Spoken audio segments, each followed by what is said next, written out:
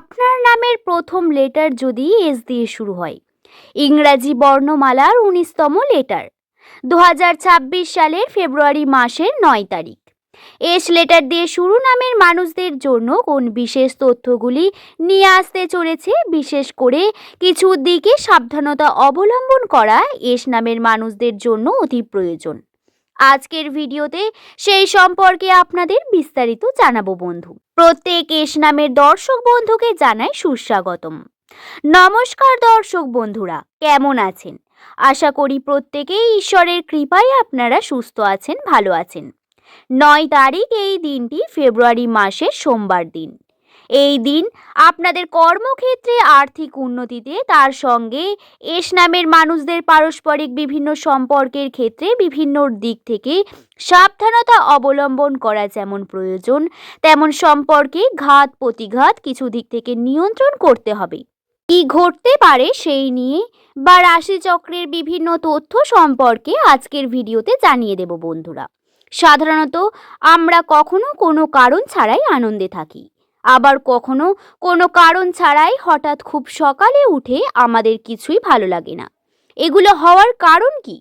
এগুলি প্রধানত কি কারণে হয় জানেন? প্রধানত আমাদের রাশিচক্র দ্বারা নিয়ন্ত্রিত হয়।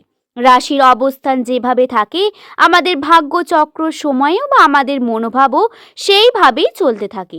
কর্মক্ষেত্রে আমরা কখনো ভীষণ এনার্জেটিক ফিল করলেও আবার কখনো আবেগী হয়ে পড়ি, ইমোশন দ্বারা জড়িয়ে যায়। নামের প্রথম লেটার যদি আপনার এস দিয়ে শুরু হয়, বর্তমান সময় আপনার সবথেকে বড় শত্রু হবে আপনার আবেগ। আবেগ কন্ট্রোল রাখা অত্যন্ত প্রয়োজন। কর্মক্ষেত্রের জন্য কর্ম আপনাকে বিভিন্ন দিক থেকে, পারিবারিক সম্পর্ক, প্রেমের সম্পর্ক বা যে কোনো অন্যান্য দিক থেকেই হোক না কেন, ব্যবসার ক্ষেত্রে যারা যুক্ত রয়েছেন তাদের বলবো সাবধানতা অবলম্বন করতে হবে। কর্ম করার আগে কি রকম, যখন কোনো নতুন চুক্তি হচ্ছে বা নতুন কোনো কর্ম আপনারা চান, সেখানে সঠিক সময় নিয়ে দেখুন কি কর্ম সম্পূর্ণটা হচ্ছে, কোন কর্মটাকে আপনি করছেন এবং সেই কর্ম সম্পর্কে সম্পূর্ণ জ্ঞান নেই। সেই কর্মকে সম্পূর্ণ করুন। আপনি কোনো কাজে চুক্তি করছেন, তাতে সঠিক প্রমাণ রেখে কার্য করা অত্যন্ত গুরুত্বপূর্ণ। প্রমাণ রেখে কার্য করার সঙ্গে সঙ্গে আপনারা অবশ্যই চেষ্টা করবেন কর্মক্ষেত্রে যাতে সঠিক সময় অবলম্বন করে কর্মটিকে সম্পূর্ণ করতে পারেন। কর্মের সময় দিন কর্মকে আবেগ দ্বারা নিয়ন্ত্রণ করবেন না।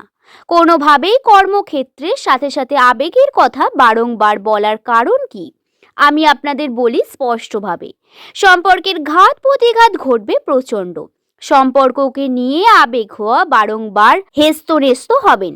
অর্থাৎ আপনি প্রেমের সম্পর্কে যদি থাকেন, যেখানে সমস্যা ক্রিয়েট হওয়ার সাথে সাথে পারিবারিক ক্ষেত্রে সমস্যা ক্রিয়েট হওয়ার, নিজের আবেগ অত্যন্ত বৃদ্ধি পাওয়া বা এই সম্পর্ক দ্বারা নিজের আবেগ ক্ষতিগ্রস্ত করা, এগুলি হতে পারে, যার কারণে কর্মের ওপর প্রভাব পড়লে কিন্তু সমস্যা ঘটবে।